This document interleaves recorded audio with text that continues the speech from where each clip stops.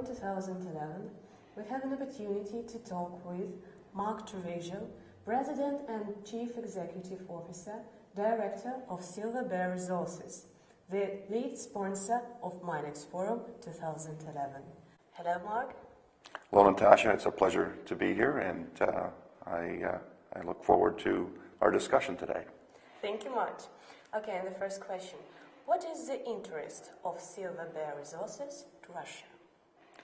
Well, Silver Bear acquired this asset about 5.5 years ago by purchasing a company called Zeo Prognos. This asset was well known within the community, precious metal community, and it's an asset that has a fairly substantial potential to become a significant silver producer. So the asset itself kind of sold itself to the investors in Toronto, where the company is, the head office is. So we're very pleased to have the asset, and it's our main asset within our group.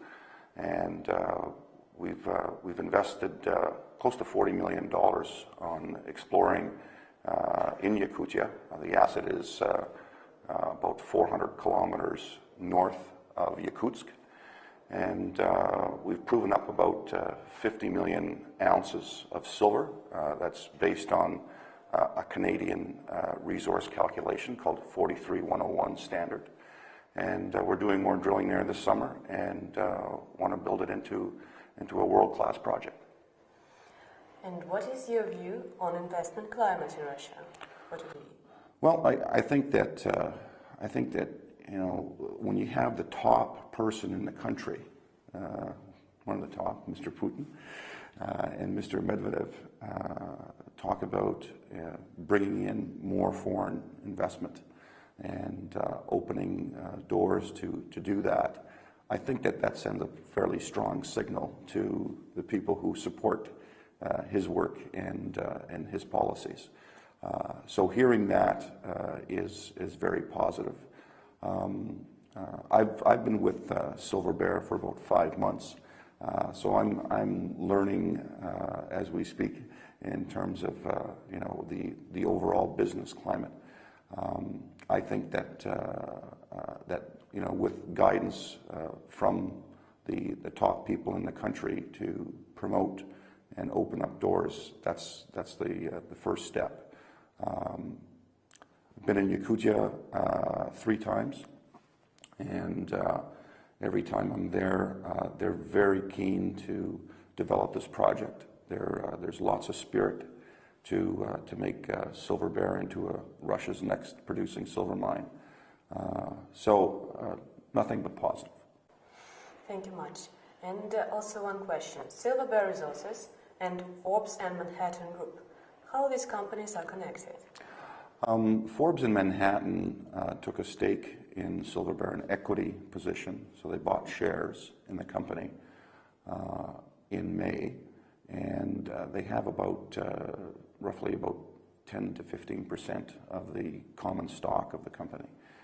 And Forbes and Manhattan is a merchant bank that operates out of Toronto, and they walk the talk when they invest in companies. And what I mean by that is that they get involved in the management of the company. I was a Forbes, and still I am a Forbes and Manhattan employee, and was appointed as president and CEO through this placement. So Forbes and Manhattan, you know, wants to see Silver Bear grow. Forbes and Manhattan had been in Russia before, so they're not entirely new to the area. In fact, the chairman and CEO of Forbes and Manhattan was educated here in Moscow and got his mining engineering degree here in Moscow, and he can speak fluent Russian. So he's very familiar with the culture and very familiar with the business climate. So that's the connection. And what current projects Silver Bear Resources and Forbes and Manhattan Group are dealing with for today in Russia and also all over the world? Silver Bear is primarily focusing on its Magazinski project in Yakutia. And obviously Forbes Manhattan, is supportive of that. And actually the chairman was here and still is here today, and Moscow is going to be presenting as well. But they're diversified mainly in commodities and in four main areas in the commodity area. Precious metals, which is this one. This is where Silver Bear is grouped in with gold companies and other silver companies. They are also into energy, oil and gas. They have several properties in Kurdistan in the oil and gas, and also some leases in South America. Another area that they're in is agricultural. They have one of the largest agricultural potash deposits, undeveloped potash deposits in Brazil. And the last area is mainly finance. So they're associated with financing projects, and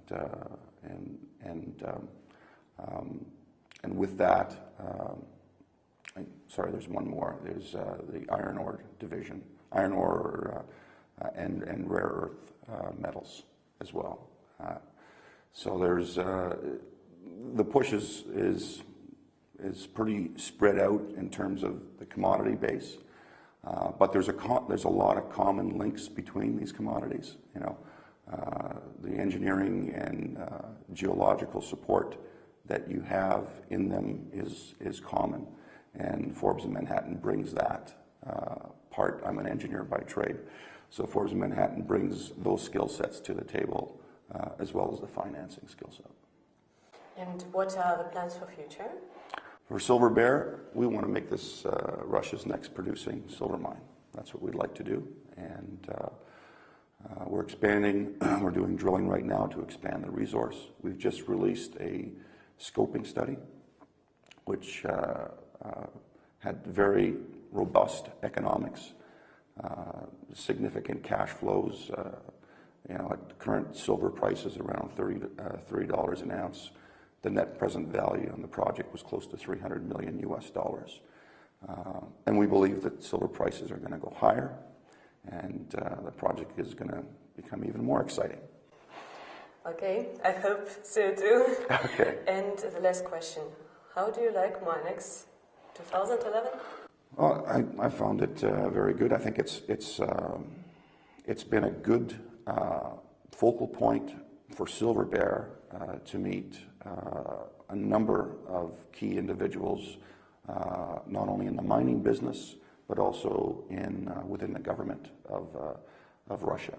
We've met a number of people at dinner the other night at the Canadian Embassy, and you have to establish this, face-to-face type of relationship, and meet people, and they meet you, and you basically gain confidence in working with you, and vice versa. So it's extremely important, and I think MINEX was the catalyst that did that for us here. So we're very happy with it.